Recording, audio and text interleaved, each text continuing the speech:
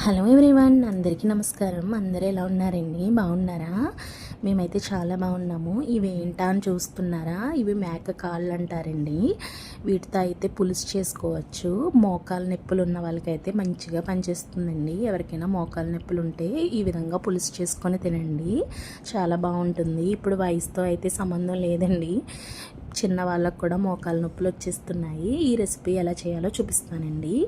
ముందుగా అయితే గిన్నెలోకి కాళ్ళను వేసుకొని అందులోనే పసుపు ఉప్పు వేసుకొని 2-3 టైమ్స్ నీట్గా వాష్ చేసుకొని పక్కన పెట్టుకోండి.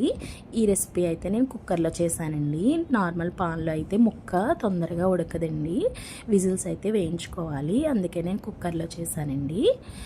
స్టవ్ మీద కుక్కర్ పెట్టుకొని కుక్కర్లో ఆయిల్ వేసుకొని ఆయిల్ హీట్ అయిన తర్వాత అందులోనే కరివేపాకు, పచ్చిమిర్చి, ఆనియన్స్ వేసుకొని మంచిగా ఫ్రై చేసుకోవాలండి. ఉప్పు వేసుకొని ఆనియన్స్ మగ్గేలోపు చింతపండు రసాన్ని అయితే తీసుకొని పక్కన పెట్టుకోవాలండి.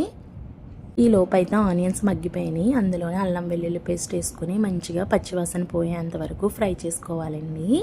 చూడండి, ఈ విధంగా అల్లం వెల్లుల్లి పేస్ట్ అయితే పచ్చివాసన పోయిన తర్వాత మనం నీట్గా కడిగి పెట్టుకున్న కాళ్ళని అందులో వేసేసుకొని అందులోనే పసుపు, కారం వేసుకొని మంచిగా ముక్కకి పట్టేంత వరకు గరిటెతో కలుపుకోవాలండి. మంటని లో ఫ్లేమ్లో పెట్టుకోవాలండి. ముక్కకు పట్టేలా కలిపిన తర్వాత అందులోనే తగినన్ని వాటర్ అయితే వేసి ఒక 10-15 విజిల్స్ అయితే రానివ్వాలండి. నాకైతే 10 విజిల్స్ వేయించాను, అయినా కూడా కుక్ అవ్వలేదండి. ఇంకో 5 విజిల్స్ వేసిన తర్వాత అప్పుడు కుక్ అయింది. మంచిగా కుక్ చేసుకోవాలండి. విజిల్ అయిన తర్వాత అయితే మూత తీసి చూడండి ఇలా ఉంటుంది.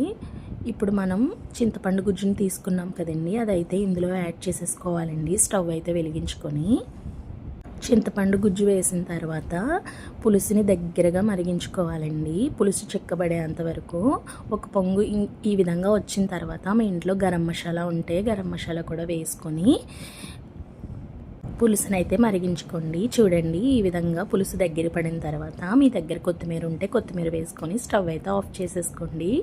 టేస్టీ మేక కాళ్ళ పులుసు అయితే రెడీ అయిపోతుందండి. ఎవరైనా ట్రై చేయకపోయి ఉంటే ట్రై చేయండి. ఈ విధంగా చాలా టేస్టీగా ఉంటుందండి. మరిన్ని వీడియోస్ కోసం మన ఛానల్ని సబ్స్క్రైబ్ చేసేసుకోండి. బాయ్.